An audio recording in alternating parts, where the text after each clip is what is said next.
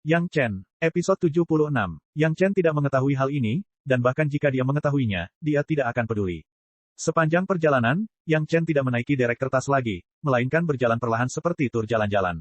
Sepanjang perjalanan, ia menikmati pemandangan di sepanjang perjalanan, dan hampir semua gunung dan sungai terkenal yang ia lewati dikunjungi olehnya. Sepanjang jalan, Yang Chen tidak membuang waktu, tetapi dengan cermat mengamati semua yang dilihatnya. Hukum manusia, hukum bumi, hukum surga, hukum alam, Yang Chen menyebut apa yang dia lakukan sekarang sebagai hukum bumi, belajar dari bumi. Di kehidupan sebelumnya, dia hanya mahir dalam mantra api, tapi tidak mahir dalam hal lain. Meskipun dia melihat banyak pengalaman dan pelajaran dari pengembangan pendahulunya di paviliun kitab suci, semuanya berbeda. Beberapa Yang Chen bisa mengerti, beberapa tidak mengerti, hanya melalui observasi sepanjang jalan, dikombinasikan dengan pemahamannya sendiri, dia bisa mengintegrasikan hal-hal itu. Hal-hal di bawah tahap dasar, hukum bumi sudah cukup. Tidak hanya di bawah tahap pondasi, bahkan di bawah tahap daceng pun, pengalaman hukum bumi sudah cukup. Adapun surga, hukum alam, adalah alam yang akan dikejar oleh tingkat kultivasi yang lebih tinggi. Baik itu gunung, tanah, sungai, pepohonan, bunga, dan tumbuhan, semuanya menjadi objek pengamatan cermat Yang Chen. Yang Chen teringat bahwa di kehidupan sebelumnya, seorang penguasa istana surgawi berkata bahwa satu bunga, satu dunia. Sebutir pasir, daun yang lembut, dan hutan pegunungan yang luas, tidak banyak perbedaannya. Yang Chen memahami kebenaran ini dan perlahan menghabiskan waktu. Sedangkan untuk pengalaman dunia fana, Yang Chen, prinsip agung emas abadi yang telah dilahirkan kembali, tidak diperlukan. Yang Chen hanya perlu melakukannya sesuai dengan kebutuhannya sendiri. Meski begitu, ketika Yang Chen tiba di Gunung Terapung itu, masih ada 4 atau 5 hari sebelum tanggal 20 Juli. Begitu memasuki kaki Gunung Terapung, sebelum memasuki pasar kecil mirip kota, Yang Chen melihat sosok Gong Xunling di sebuah paviliun di pinggir jalan. Gong Xunling masih mengenakan gaun istana berwarna kuning muda yang pas bentuknya. Sulaman di ujung gaun yang meninggalkan kesan mendalam pada Yang Chen masih tetap indah seperti biasanya. Yang Chen tahu bahwa semua ini dibuat oleh Gong Xunling sendiri. Meskipun Gong Xunling baru menjalani pelatihan kilapisan ke-6 dan tidak bisa memurnikan harta sihir, ketika Gong Xunling membuat pakaian untuk dirinya sendiri, dia tidak ceroboh sama sekali. Setiap bagian dari pakaian itu sangat indah. Kakinya yang ramping dan pinggangnya yang ramping dilengkapi dengan pakaiannya yang disesuaikan, membuat orang semakin sulit untuk berpaling. Gong Xunling sedang memegang slip giok dan mempelajarinya dengan penuh konsentrasi. Ekspresi serius di wajahnya menunjukkan bahwa dia sangat fokus. Dari sudut pandang Yang Chen, dia hanya bisa melihat separuh wajahnya, tetapi sikap tenang dan anggun seperti itu membuat Yang Chen kehilangan akal sejenak. Yang Chen belum melihat banyak keindahan, tetapi yang dia lihat semuanya adalah keindahan yang tiada taraf. Chang, 9 surga Suan Fe, Zinu dan wanita abadi lainnya, salah satu dari mereka tidak ada bandingannya. Namun, ini tidak terlalu menarik bagi Yang Chen. Ketika seseorang hidup dalam penghinaan sepanjang hari, bagaimana dia bisa peduli dengan hal-hal ini? Dalam kehidupan ini, orang yang meninggalkan kesan terdalam pada Yang Chen adalah tuannya yang cantik. Orang lain, bahkan si Sanshan yang dingin dan anggun, kecantikan kecil masa depan Sun Qingsui, tidak meninggalkan kesan apapun di hati Yang Chen. Namun saat ini, Yang Chen tertarik pada Gong Xunling. Mungkin karena pengingat baik Gong Xunling di paviliun penyimpanan sutra, atau mungkin karena dia asyik belajar di sini, tapi singkatnya, Yang Chen tiba-tiba suka melihat wajah cantik ini. Tampaknya memandangnya, akan membuatnya merasa nyaman sejenak. Setelah menatap kosong beberapa saat, perhatian Gong Xunling akhirnya beralih dari slip giok ke Yang Chen.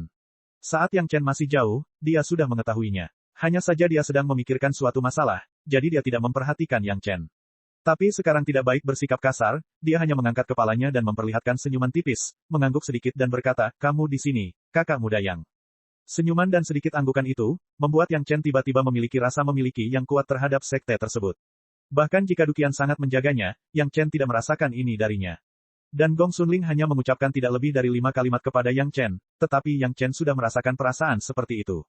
"Aku di sini, kakak senior." Tepat pada saat ini, Yang Chen membuat keputusan. Dalam kehidupan ini, dia sama sekali tidak bisa membiarkan tragedi kehidupan sebelumnya terulang kembali. Seorang jenius yang menakjubkan tidak seharusnya dan tidak bisa jatuh saat dia naik. Tepat setelah membuat keputusan ini, sebelum Yang Chen sempat berbicara, dia melihat wajah Gong Xunling berubah, tiba-tiba menunjuk ke arah Yang Chen, dia bertanya dengan ngeri, "Saudara muda Yang, apa yang terjadi dengan kekuatan spiritualmu? Bagaimana bisa begitu berantakan?" Gong Xunling lah yang dengan tajam menemukan bahwa tubuh Yang Chen secara tak terduga memiliki berbagai jenis kekuatan spiritual, begitu bercampur dan tidak murni, bukankah ini sama dengan menghancurkan kultivasinya sendiri? Awalnya, ketika Yang Chen masih di lapisan pertama pemurnian Qi, dia memiliki kekuatan spiritual atribut api, dan kekuatan spiritual lainnya ditekan oleh teknik pembalikan 5 elemen Yin Yang, jadi tidak mudah untuk dideteksi oleh orang lain, jadi apakah itu Chu Heng atau Duqian, atau bahkan Su Chen Tao, mereka tidak menyadarinya. Sekarang seni rahasia 5 elemen Yin Yang Chen telah memasuki lapisan kedua lapisan pertama pemurnian Qi. Kekuatan spiritualnya telah meningkat pesat, sehingga secara alami diperhatikan oleh Gong Xunling. Yang Chen memiliki akar spiritual Mars, jadi tentu saja, dia mahir dalam kekuatan spiritual atribut api. Tiba-tiba, ada jenis kekuatan spiritual lain di tubuhnya, bagaimana mungkin hal itu tidak membuat orang khawatir. Kekuatan spiritual yang berantakan, apakah ada yang salah dengan Yang Chen? Itu hanya 5 elemen kekuatan spiritual, tidak ada yang perlu diributkan. Sementara hati Yang Chen hangat, wajahnya menunjukkan senyuman, saya hanya ingin merasakan bagaimana menggunakan kekuatan spiritual atribut api saya untuk mensimulasikan atribut kekuatan spiritual lainnya, jadi saya mencoba mempraktikkan atribut lain dari metode kultivasi untuk memahaminya. Wajah Gong Xunling langsung menjadi sangat menarik. Kakak muda Yang Chen ini sungguh mengejutkan. Dia tinggal di penyimpanan sutra selama lebih dari setengah tahun, membaca semua buku kuno. Dan ia juga ingin mempraktikkan atribut lain dari 5 elemen metode budidaya untuk memahami atribut lainnya. Ide ini membuat orang terdiam. Namun, karena kultivasi Yang Chen saat ini telah meningkat pesat, setidaknya Gong Xunling dapat melihat bahwa dia telah melangkah lebih jauh daripada ketika dia berada di penyimpanan sutra, seharusnya tidak ada masalah besar untuk saat ini. Dia hanya bisa mengingatkannya, kalau begitu kamu harus berhati-hati, jangan mengabaikan hal yang penting. Kakak senior, jangan khawatir, saya tahu apa yang saya lakukan. Yang Chen memberikan senyuman meyakinkan pada Gong Xunling, dan kemudian bertanya, kakak senior ada di sini, apakah karena kamu menungguku?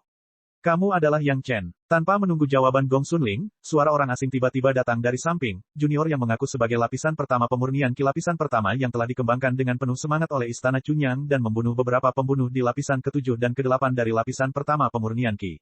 Dalam suaranya, ada nada tidak menyenangkan yang tidak biasa, seolah-olah dia sedang berusaha menemukan pembohong yang tersembunyi di tengah kerumunan. Episode 77. Dengan suara itu, dari arah udara yang melayang, beberapa sosok muncul. Semuanya ada di udara, terbang menuju sisi ini dengan kecepatan tinggi. Ada pria dan wanita terbang di atasnya. Sepertinya tidak ada yang menggunakan senjata praktisi saat terbang. Jelas sekali, mereka semua setidaknya berada di alam Lian Qi tingkat 6. Yang Chen mengerutkan kening. Dia dan kakak magang senior baru saja bertemu dan berbicara. Di manakah sekelompok orang yang berantakan melompat keluar dan menyela. Melihat ekspresi Gong Xunling, dia juga mengerutkan kening dan tidak puas. Saat ini, dia punya rencana di benaknya. Siapa yang bilang? Omong kosong. Yang Chen langsung membalas tanpa berpikir, siapa yang menyebarkan rumor ini? Jangan menyebarkan informasi palsu dan kehilangan tugas Anda sebagai seorang kultivator. Petik 2. Pihak lain datang dengan agresif, tetapi mereka tidak menyangka Yang Chen akan menyangkalnya. Tiba-tiba, pemimpin yang baru saja berbicara berada dalam situasi yang canggung. Awalnya, dia ingin menggunakan rumor ini untuk menyerang dan mengejek Yang Chen. Namun Yang Chen membantahnya. Bagaimana dia bisa marah? Terlebih lagi, lidah Yang Chen tidak kenal ampun. Tak hanya membantah, ia juga langsung angkat topi menyebarkan informasi palsu. Tampaknya orang-orang yang datang sedikit gegabah. Rekan Taoisme Yang Chen dari Istana Chunyang juga ada di sini. Katakan padaku, apakah rekan Taoisme Yang Chen ini yang membunuh beberapa pembunuh hari ini? Pemimpinnya adalah seorang pria muda. Begitu mereka mendarat, mereka mulai menyerang Gong Xunling. Yang Chen sendiri mengakui bahwa itu tidak masuk akal, dan dia tidak punya alasan untuk melanjutkannya. Namun serangan balik oleh Yang Chen membuat mereka sedikit marah. Tidak dapat dipungkiri bahwa mereka akan meminta nasihat dari murid-murid yang lebih senior di Istana Chunyang. Ini kakak muda Yang. Wajah Gong Xunling tertutup embun beku, dan dia bertanya terus terang, tapi, apa hubungannya ini denganmu? Mungkinkah para pembunuh itu dikirim oleh Anda? Petik 2. Apa yang kamu bicarakan? Kami tidak memiliki keluhan dengan kakak muda Yang di masa lalu. Mengapa kamu ingin mencari pembunuh? Pemuda terkemuka itu sama sekali tidak peduli dengan pertanyaan Gong Xunling. Dia masih berkata sambil tersenyum, lagi pula, jika ada perselisihan, tidak bisakah kita melakukannya sendiri? Sungguh konyol meminta orang lain melakukannya. Kecuali, ada orang yang takut merugikan sesama muridnya, sehingga tidak berani melakukannya sendiri. Sambil berbicara, dia menyindir perselisihan internal Istana Chunyang. Jadi, hari ini, rekan Taoisme Han akan membersihkan sekte Istana Chunyang. Meskipun Gong Xunling biasanya baik hati, dalam menghadapi provokasi seperti itu, dia tetap melawan dengan sangat keras dalam menghadapi provokasi. Meskipun Yang Chen ada di sisinya, dia adalah seorang kakak senior. Saat ini, dia harus membela Yang Chen. Saya tidak berani, saya tidak berani. Pria bermarga Han adalah Han Jiande, murid gunung terluar dari sekte Tianquan. Seperti Gong Xunling, dia adalah murid di pemurnian Qi tingkat 6. Hari ini, setelah mengetahui Yang Chen akan datang, dia sengaja datang untuk mengejek Yang Chen, tetapi dia tidak menyangka akan bertemu Gong Xunling. Menghadapi Gong Xunling yang memiliki kultivasi yang sama dengannya, Han Jiande tidak berani menggunakan nada yang sama seperti yang dia lakukan pada Yang Chen. Setelah mengatakan bahwa dia tidak berani, Han Jiande segera mengalihkan pandangannya ke Yang Chen, dan berkata sambil tersenyum, "Saudara muda Yang, karena ini adalah rumor, bukankah kamu harus membantahnya untuk semua orang, jangan sampai hal itu mempengaruhi reputasi Istana Chunyang." Tentu saja, di bawah tatapan heran Gong Sunling, Yang Chen maju selangkah dan berkata dengan pasti, "Saya tidak tahu bajingan mana yang menyebarkan rumor tersebut, dan itu bahkan menyebabkan sekelompok pria membosankan berlarian seolah-olah mereka telah membunuh orang tua mereka, dan memperkosa istri dan anak perempuan mereka. Bagaimana saya tidak dapat menyangkal rumor tersebut?" Menunjuk seorang biksu dan memanggilnya keledai botak di depannya hanyalah hal itu. Jika Han Jiande dan sekelompok orang yang dibawanya dapat menanggungnya, mereka tidak akan mendengar rumor tersebut dan mencari masalah dengan Yang Chen. Di dunia ini, bahkan di antara para kultivator, ada juga sekelompok orang yang tidak bisa mentolerir orang lain yang memiliki reputasi lebih baik dari mereka. Lalu bagaimana rekan yang bermaksud membantah rumor tersebut? Bersujud kepada orang yang mendengar rumor tersebut. Han Jiande mencibir dan berkata terus terang. Orang-orang di belakangnya adalah orang-orang yang sama. Baru saja, mereka terprovokasi oleh kata-kata Yang Chen, dan sekarang secara alami tertawa terbahak-bahak. Oh, jadi aturan yang menyangkal rumor dari sekte rekan Daoist Han adalah agar orang yang mendengar rumor tersebut harus bersujud kepada orang yang mendengar rumor tersebut. Mulut Yang Chen terbuka lebar, dan dia tiba-tiba menoleh ke Gong Sunling dan berkata, "Saudari magang senior, dalam perjalanan ke sini, saya mendengar beberapa rumor tentang pemimpin sekte rekan Daoist Han. Apakah Anda ingin meminta rekan Daoist Han untuk meneruskannya? Pesan kepada pemimpin sekte mereka untuk membantah rumor tersebut." Gong Sunling hanya tersenyum dan tidak berkata apa-apa. Paru-paru Han Jiande akan meledak. Kata-kata macam apa ini? Minta pemimpin sekte mereka bersujud untuk meminta maaf. Kamu berani menghina sekte saya. Menghina pemimpin sekte dari sekte Tianquan. Han Jiande dengan marah berteriak pada Yang Chen. Hah, Yang Chen tidak takut sedikit pun. Menurut rekan Daoist Han, menyangkal rumor tersebut merupakan penghinaan terhadap sekte Anda, penghinaan terhadap pemimpin sekte dari sekte Tianquan. Bolehkah saya menganggap Anda menghina pemimpin istana-istana Chunyang? Petik 2. Anda, Han Jiande menunjuk ke arah Yang Chen, dan tiba-tiba tidak tahu harus berkata apa. Yang Chen memang mengatakan bahwa dia akan meminta pemimpin sekte untuk membantah rumor tersebut, tetapi dia tidak mengatakan bahwa dia akan meminta pemimpin sekte tersebut untuk bersujud untuk meminta maaf. Namun, kata-katanya sebelumnya jelas merupakan maksudnya. Namun, bagaimanapun juga, dia tidak dapat menuduh Yang Chen melakukan apapun, karena setiap kalimat Yang Chen merupakan serangan balik sesuai dengan maksudnya sendiri. Jika dia mengatakan Yang Chen salah, dia akan menamparkan wajahnya terlebih dahulu. Kalau begitu tolong beritahu kami yang sebenarnya, rekan Daoist Yang, agar kami tidak salah paham. Han Jiande hendak mengatakan sesuatu, tapi dihentikan oleh seorang wanita di belakangnya. Setelah menghentikan Han Jiande, wanita itu menghadap Yang Chen dan berkata kepada Yang Chen dengan senyuman di wajahnya. "Aku tidak tahu bajingan mana yang menyebarkan rumor itu." Setelah mengutuk, Yang Chen berkata dengan keras, "Tidakkah kamu tahu bahwa orang akan salah paham jika kamu hanya menyebarkan setengah dari jumlah tersebut?" Ketika dia mengatakan itu, bahkan Gong Sunling pun menoleh karena terkejut. "Apa yang Anda maksud dengan setengah angka tersebut? Jangan bilang padaku bahwa Yang Chen membunuh lebih dari 3 kultivator tingkat ke-7 dan 1 dari tingkat ke-8. Gandakan jumlahnya." Orang-orang di sisi lain, termasuk Han Jiande, tercengang. Bukan karena mereka kaget, karena mereka sudah terlanjur kaget. Mereka kaget karena dari mana Yang Chen berani mengatakan omong kosong seperti itu. Tidakkah dia tahu bahwa begitu dia bergerak, tidak peduli seberapa banyak dia membual, dia akan ketahuan. Mungkinkah rekan Daoist yang bermaksud mengatakan bahwa kamu membunuh 6 penggarap pemurnian ki lapisan ke-7 dan 2 penggarap pemurnian ki lapisan ke-8? Han Jiande akhirnya memanfaatkan kesempatan untuk berbicara lagi. Dia bertanya dengan sinis. "Saya bilang saya punya kekuatan level kedua, bukan level pertama." Yang Chen memandang sekelompok orang di sisi lain seolah-olah dia sedang melihat orang idiot, dan kemudian bergumam dengan suara rendah, "Sial, akhirnya aku tahu siapa yang menyebarkan rumor itu. Apa-apaan ini?" Episode 78. Meskipun suara gumamannya rendah, tetapi semua orang yang hadir berhasil dalam kultivasi mereka, dan mereka semua mendengarkan gumaman Yang Chen. Kata-kata omelan terakhir Yang Chen tidak hilang, dan dia bisa mendengarnya dengan jelas. Setelah mendengarkan kata-kata Yang Chen, Gong Sunling tersenyum di dalam hatinya, dan embun beku di wajahnya sedikit menghilang. Kakak muda yang ini sungguh tidak mudah untuk dihadapi. Han Jiande sangat marah hingga dia akan meledak. Sekelompok orang datang untuk menamparkan wajah istana Chunyang dengan semangat tinggi, tetapi sekarang mereka dimarahi oleh Yang Chen tanpa ada kesempatan untuk melawan. Bagaimana mungkin dia tidak marah? Saya tidak tahu apakah rekan Daoist yang tertarik untuk belajar satu sama lain. Han Jiande, yang sangat marah sehingga dia tidak peduli bahwa dia berada di pemurnian ki tingkat ke-6 dan lawannya hanya di pemurnian ki tingkat kedua. Dia membuka mulutnya dan mengeluarkan tantangan. Belajar satu sama lain. Yang Chen menggelengkan kepalanya. "Aku bukan lawanmu. Lupakan saja." Mendengar Yang Chen mengaku kalah dengan mudah, semua orang, termasuk Gong Sunling, sedikit terkejut.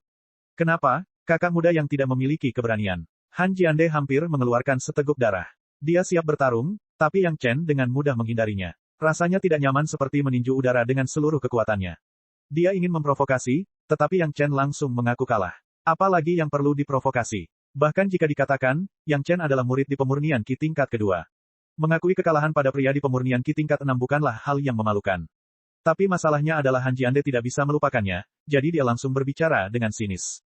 Ini tidak ada hubungannya dengan keberanian. Yang Chen menggelengkan kepalanya dan berjalan tepat di belakang Gong Sunling. Ada terlalu banyak aturan dalam belajar satu sama lain. Saya bukan lawan Anda, tetapi jika rekan Daois Han benar-benar tertarik, sebaiknya Anda mencari waktu ketika ada lebih banyak orang dan mencoba menantang saya sampai mati. Setelah itu, dia tidak lagi memperhatikan Han Jiande dan berkata langsung kepada Gong Sunling, "Kakak senior, bukankah kamu datang menjemputku? Saya yakin para tetua di sekte juga menunggu dengan cemas. Ayo pergi sekarang." Petik 2. Gong Sunling mengangguk tanpa komitmen dan pergi. Yang Chen dengan membabi buta mengikuti di belakangnya dan langsung tiba di depan beberapa orang. Namun, sedikit orang yang tidak berani menghentikannya. Mereka minggir dan membiarkan mereka berdua pergi. Setelah berjalan beberapa langkah, Yang Chen berbalik dan berkata, "Saya akan berada di sini sampai pertemuan berakhir. Rekan Daois Han, jangan terlambat." Setelah mengambil beberapa langkah lagi, Yang Chen berbalik dan berkata, "Rekan Daois Han, jangan bilang kamu tidak punya keberanian." Kata-kata yang digunakan Han Jiande untuk mengejek Yang Chen dikembalikan kepadanya oleh Yang Chen. Bahkan jika Han Jiande tidak ingin memberikan tantangan ini, itu bukan terserah dia saat ini. Namun, Yang Chen baru saja mengatakan bahwa ada lebih banyak orang. Jelas bahwa Han Jiande tidak punya alasan untuk menyelesaikan masalah ini secara pribadi. Han Jiande juga terpaksa sampai ke tepi tebing.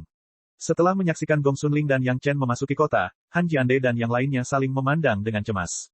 Kemudian, mereka segera minta diri dan pergi mencari tetua sekte mereka. "Adik laki-laki, kamu seharusnya tidak memaksanya seperti itu." Setelah Gong Sunling masuk ke kota, dia tiba-tiba menghela nafas dan berkata, "Memprovokasi musuh tanpa alasan, itu tidak sepadan. Aku tidak memprovokasi dia, tapi bukankah dia datang mencariku?" Yang Chen tersenyum dan berkata, "Bagaimanapun, dia sudah datang mencariku. Bukan hal yang buruk untuk memberitahu mereka konsekuensinya. Jika tidak, mereka akan menganggapmu penurut." Gong Sunling ingin mengatakan sesuatu yang lebih. Setelah mendengarkan kata-kata Yang Chen, dia tidak mengatakan apapun pada akhirnya.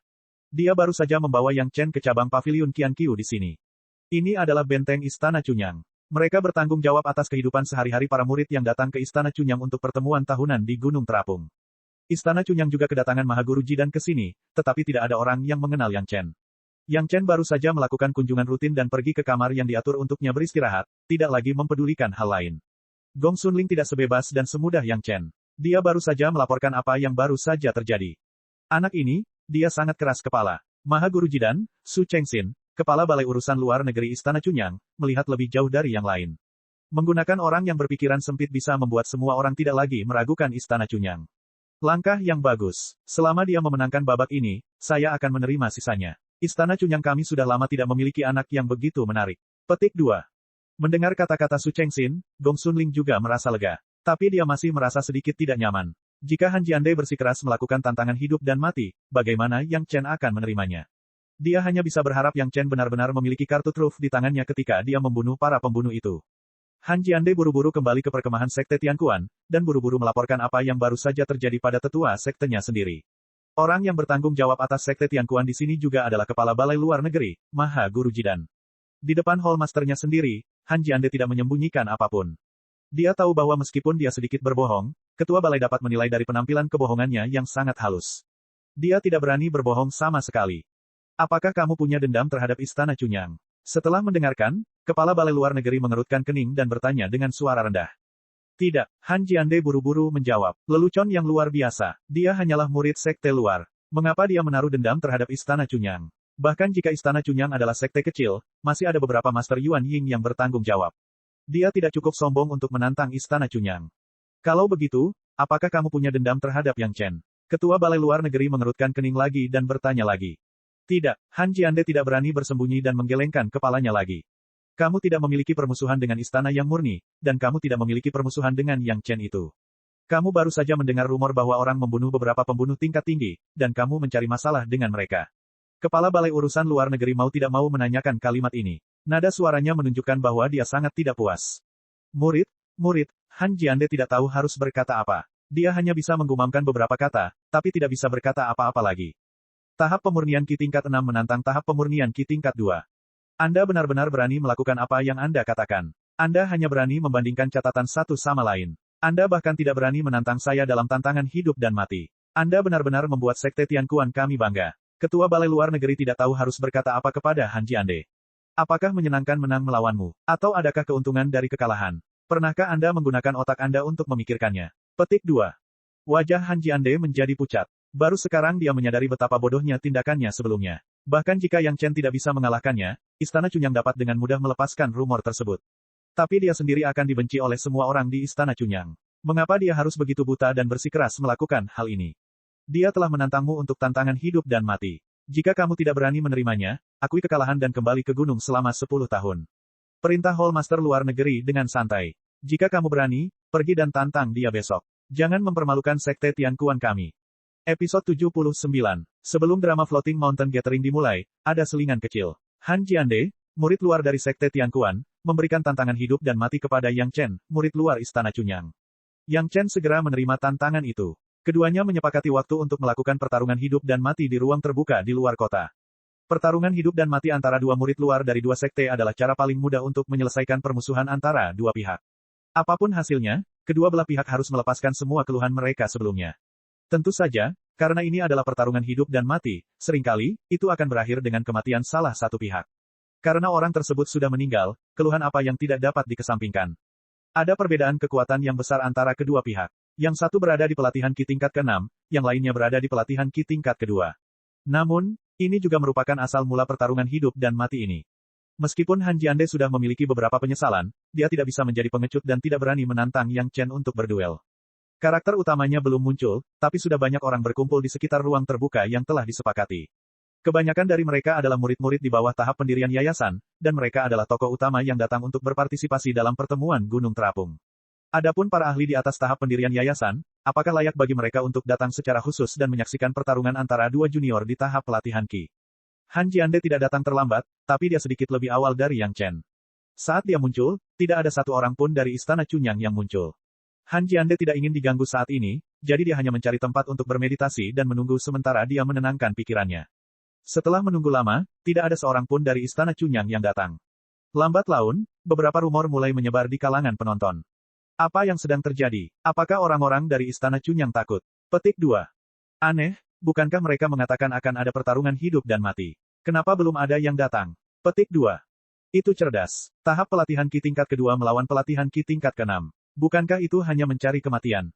Belum tentu. Dikatakan bahwa murid bernama Yang Chen dari Istana Cunyang telah membunuh 3 pembunuh di alam pemurnian Ki lapisan ke-7 dan 1 pembunuh di alam pemurnian Ki lapisan ke-8. Sangat mudah baginya untuk menantang kultivator di lapisan ke-6 alam pemurnian Ki. Bagaimana kamu tahu itu benar? Mungkin sengaja disebarkan oleh Istana Cunyang untuk mempromosikan muridnya, hanya untuk menaikkan statusnya. Petik 2. Apakah itu benar atau salah, rekan Dawis Han, tidakkah kamu akan mengetahuinya setelah kamu melawannya? Apa yang dilakukan Sekte Tianquan kali ini? Seorang praktisi Ki lapis ke-6 menantang praktisi Ki lapis kedua, bukankah ini penindasan? Saya belum pernah mendengar adanya konflik antara Sekte Tianquan dan Istana Cunyang. Petik 2.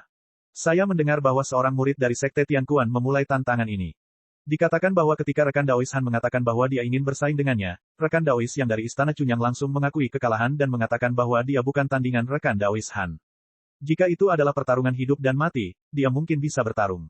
Rekan Dawis Han juga tidak punya pilihan. Dia dituduh menindas yang lemah tanpa alasan. Jika dia menang, itu akan baik-baik saja, tetapi jika dia kalah, dia mungkin akan kehilangan nyawanya dan reputasinya akan hancur. Petik 2.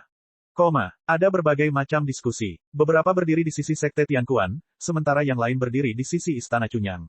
Setiap orang punya pendapatnya masing-masing. Untungnya, pertemuan Gunung Terapung dianggap sebagai peristiwa besar di dunia budidaya. Banyak sekte yang berpartisipasi, namun tetap menjaga suasana harmonis. Semua orang hanya berdiskusi, tapi tidak ada yang membuat gerakan atau kata-kata ekstrim. Tentu saja, Han Jiande juga mendengar diskusi ini.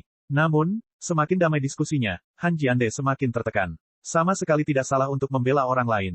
Kali ini, karena alasan inilah dia terpaksa berada dalam situasi ini. Jika dia memiliki kesempatan lagi, dia pasti tidak akan mencari masalah dengan Yang Chen. Han Jiande sangat tertekan hingga dia ingin muntah darah. Mau tak mau dia mengulurkan tangan untuk memegang harta jimat yang diberikan kepadanya oleh Ketua Aula Divisi Urusan Luar. Itu adalah gelang yang disempurnakan secara pribadi oleh Golden Core Grandmaster. Selama dia menyalurkan energi spiritual yang cukup, dia bisa melancarkan serangan yang menghancurkan. Siapapun yang berada di bawah tahap pendirian yayasan setidaknya akan kehilangan separuh nyawanya jika mereka tidak mati. Lawannya, Yang Chen, hanya berada di tingkat kedua tahap pelatihan Qi. Jika dia terkena, dia pasti akan mati. Sayangnya, gelang ini disempurnakan oleh Ketua Aula Divisi Urusan Luar untuk murid perempuan. Han Jiande hanya bisa menyembunyikannya di tas Qiankun miliknya. Kalau tidak, dia secara alami bisa memakainya di pergelangan tangannya, dan tidak mungkin untuk melindunginya. Dengan ini, dia pasti bisa membunuh Yang Chen. Namun, Han Jiande paling khawatir tentang permusuhan antara dia dan Istana Chunyang. Namun, dibandingkan dengan hidupnya sendiri, masalah di masa depan harusnya diselesaikan nanti. Setidaknya untuk saat ini, dia harus hidup. Memikirkan hal ini, Han Jiande perlahan menenangkan pikirannya, dan ekspresi percaya diri muncul di wajahnya. Di mata orang lain, mereka secara alami tahu apa yang sedang terjadi. Mereka juga menghela nafas pada Yang Chen, yang belum muncul. Sangat disayangkan bahwa mereka yang dibawa ke majelis gunung terapung oleh sekte tersebut semuanya adalah murid yang disukai oleh sekte tersebut. Tanpa diduga, mereka akan mati dalam tantangan hidup dan mati. Yang Chen datang pada waktu yang tepat. Sesaat sebelum waktu yang disepakati, dia dan Gong Xunling muncul di tempat tersebut. Gong Xunling sepertinya akan menonton pertunjukan tersebut dan tidak berniat membantu sama sekali. Faktanya, dia tidak mungkin membantu. Jika seseorang melanggar aturan dalam pertarungan hidup dan mati antara dua orang, itu akan menjadi provokasi publik bagi semua orang yang hadir. Saya pikir kamu takut mati dan tidak berani datang. Han Jiande berdiri dan tersenyum dingin pada Yang Chen. Dengan senjata pembunuh besar di tangannya, dia tidak memiliki rasa takut. Kami sepakat pada jam ini. Tidak apa-apa asalkan tidak ada penundaan. Yang Chen menjawab dengan lemah, dan kemudian menoleh ke arbiter di samping. Bisakah kita mulai? Arbiternya adalah murid di tahap pendirian yayasan sekte lain. Dalam duel hidup dan mati, arbiter hanya perlu memastikan bahwa tidak ada orang yang diam-diam membantu kedua belah pihak. Tidak ada aturan lain. Mendengar pertanyaan Yang Chen, arbiter memandang Han Jiande, dan Han Jiande mengangguk sedikit. Arbiter tidak segera mengumumkan dimulainya duel tersebut. Sebaliknya, dia bertanya kepada mereka berdua, duel hidup dan mati hanya akan berakhir jika salah satu dari mereka mati. Sebelum duel, apakah kalian berdua ingin mengatakan sesuatu? Tidak, Han Jiande menggelengkan kepalanya. Lagi pula, orang yang akan mati bukanlah dia, jadi apa gunanya mengatakan begitu banyak omong kosong? Bagaimana denganmu? Arbiter menoleh ke Yang Chen. Setiap keluhan memiliki pelakunya, dan setiap hutang memiliki debiturnya. Rekan Daois Han, saya tidak memiliki permusuhan dengan Anda di masa lalu, tetapi Anda berinisiatif untuk mengusulkan duel hidup dan mati. Di jalan menuju neraka, jangan menyalahkan orang lain. Pergilah dengan damai. Yang Chen berkata tanpa ekspresi, dan kemudian dia tidak berbicara lagi. Arbiter melihat ke kiri dan ke kanan, dan dengan tenang melambaikan tangannya. Lalu dia dengan cepat mundur dan meninggalkan lingkaran di antara mereka berdua. Han Jiande memiliki senyum sinis di wajahnya. Dia tidak berniat menggunakan senjata pembunuh besarnya pada awalnya. Setidaknya sebelum Yang Chen meninggal, dia ingin mempermalukannya dengan benar sebagai tanggapan atas penghinaan yang baru saja dia katakan. Sebelum Han Jiande bisa melakukan hal lain, pandangannya kabur. Dalam keterkejutannya, tenggorokannya tercekat, dan seluruh tubuhnya seperti membeku. Episode 80. Mengandalkan dua jimat agility yang telah diperkuat oleh seni mengolah harta karun langit dan bumi, kecepatan Yang Chen hampir 2 kali lipat. Keduanya tidak jauh dari satu sama lain, jadi Yang Chen hanya perlu satu langkah kuat untuk tiba di depan Han Jiande. Di mata Han Jiande, sosok Yang Chen kabur dan kemudian muncul di sampingnya. Dengan kecepatan seperti itu, dia seperti hantu. Han Jiande segera mengambil keputusan untuk tidak menggunakan kartu asnya. Namun, saat pemikiran ini muncul di benaknya, semuanya sudah terlambat. Tekanan seperti gunung menyelimuti dirinya dengan erat. Seolah-olah dia tiba-tiba jatuh ke lautan neraka darah. Aura menakutkan secara langsung menghancurkan seluruh keinginannya untuk melawan. Seluruh tubuhnya menegang dan dia tidak bisa bergerak lagi. Bahkan para abadi di pengadilan surgawi merasa takut ketika Yang Chen melepaskan niat membunuhnya sepuasnya, apalagi Han Jiande, murid biasa dari pemurnian lapisan ke-6. Di mata orang banyak, Han Jiande tampak seperti orang bodoh. Dia hanya mengulurkan tangan ke sisi kantong Qiankun miliknya, tapi dia tidak melakukan gerakan lebih jauh. Lepaskan aku. Dua kata ini bisa diucapkan selama mulutnya bergerak, tetapi pada saat ini, kata-kata itu tersumbat di tenggorokan Han Jiande. Dia tidak bisa meneriakkannya meskipun dia menginginkannya. Dia hanya bisa melihat Yang Chen bergegas ke depannya. Perasaan putus asa memenuhi seluruh tubuh Han Jiande. Di tangan Yang Chen, pedang panjang yang tampak sangat gagah tiba-tiba muncul. Dengan lambaian, pedang panjang itu menebas leher Han Jiande. Di bawah tatapan orang banyak, kepala Han Jiande terbang tinggi dan darah muncrat ke seluruh tanah. Penghasutnya, Yang Chen, telah kembali ke posisi semula. Dia bahkan tidak melihat ke arah Han Jiande. Ia hanya menatap wasit, menunggunya mengumumkan hasilnya.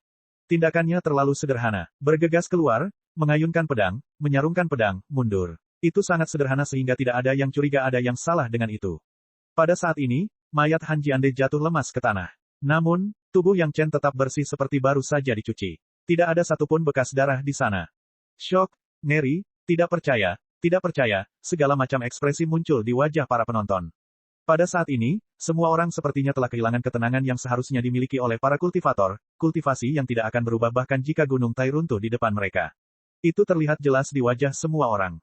Siapa yang mengira bahwa pemurnian ki lapisan kedua dan pemurnian ki lapisan keenam, dengan perbedaan 4 lapisan, akan memberikan hasil yang tidak terduga dalam duel sampai mati. Banyak orang merasakan hawa dingin di hati mereka setelah menyaksikan ini. Seolah-olah pedang yang Chen gunakan di leher Han Jiande telah mendarat di kepala mereka. Sebelumnya, jika Han Jiande tidak melompat keluar, mereka mungkin yang berikutnya akan mengejek dan memprovokasi Yang Chen. Banyak orang bersukacita di dalam hati mereka. Mereka bersukacita karena mereka tidak begitu sabar. Mereka juga bersukacita karena Han Jiande telah terjun begitu cepat dan memberikan contoh hidup bagi semua orang.